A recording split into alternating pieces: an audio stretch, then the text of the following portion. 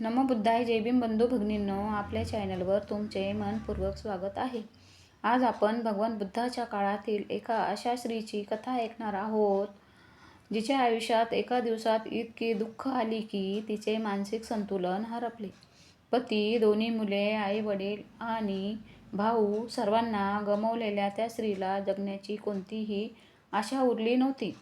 परंतु भगवान बुद्धांच्या करुणामय उपदेशाने तिचे संपूर्ण जीवन बदललेले. ती स्त्री पुढे भगवान बुद्धांच्या श्रेष्ठ भिक्षुणीपैकी एक बनली. ही आहे पटाचारा थेरीची प्रेरणादायी कथा. श्रावस्ती नगरातील एका अतिशय श्रीमंत व्यापाऱ्याची पटाचारा ही एकुलती एक मुलगी होती. तिचे बालपण ऐशारामात गेले. तिच्यासाठी अनेक दासी दास होते. योग्य वेळी तिचे लग्न एखाद्या श्रीमंत घराण्यात व्हावे अशी तिच्या आई वडिलांची इच्छा होती. परंतु नियतीला काही वेगळेच मान्य होते. पटाचाराचे मन घरातील एका तरुण सेवकावर जडले. दोघांचे प्रेम वाढले. हे नाते घरातील कधीच स्वीकार नाहीत हे त्यांना माहिती होते. म्हणून त्यांनी रात्रीच घर सोडले आणि दुसऱ्या गावात साधे आयुष्य सुरू केले. संसारातील सुख. दोघेही मेहनत करून संसार करू लागले. श्रीमंती नव्हती, पण प्रेम होते. काही दिवसांनी पटाचारा गर्भवती झाली. तिला माहेरी जाऊन बाळंतपण करावे असे वाटले, पण तिचा पती घाबरला. तो म्हणाला, तुझे वडील मला ठार मारतील. तिने हट्ट केला आणि एकटीच निघाली. पती तिच्या मागे मागे गेला. वाटेतच प्रसूती झाली.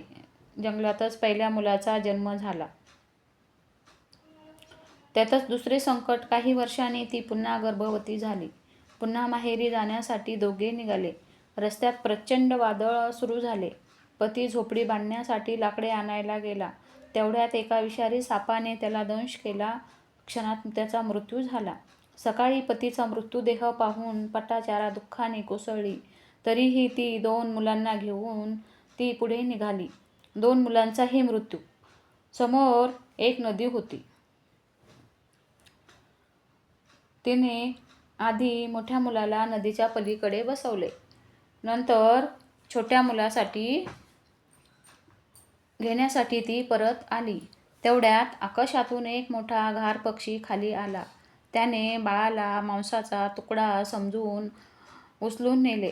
पटाचारा मोठ्याने ओरडू लागली. आईला ओरडताना पाहून मोठ्या मुलाला वाटले, आई मला बोलवत आहे. तो नदीत उतरला.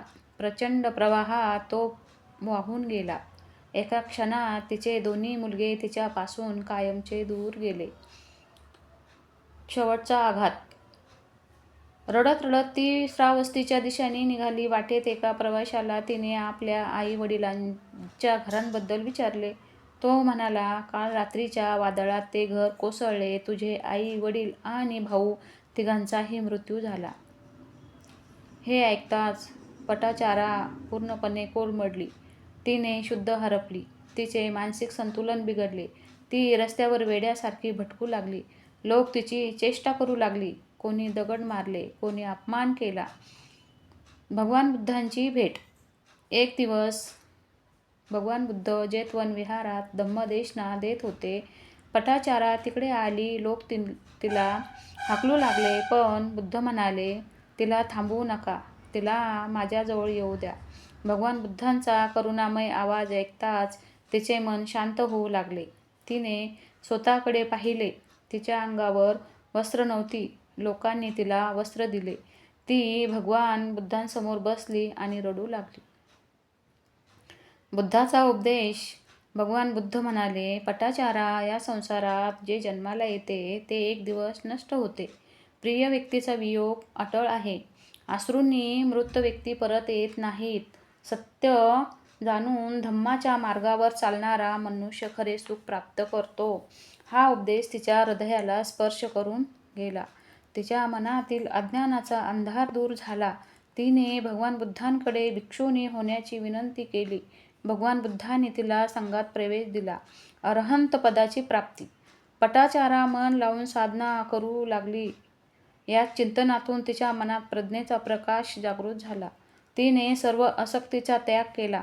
तिला अरहंत पद प्राप्त झाले. भगवान बुद्धाने तिला विनय पाळणाऱ्या भिक्षुणीमध्ये अग्रस्थानी दिले. पटाचाराची कथा आपल्याला शिकवते की जीवनात कितीही मोठे दुःख आले तरी त्यातून बाहेर पडण्याचा मार्ग असतो.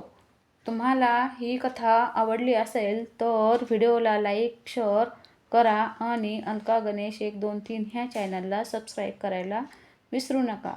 कथा ऐकून घेतल्याबद्दल धन्यवाद.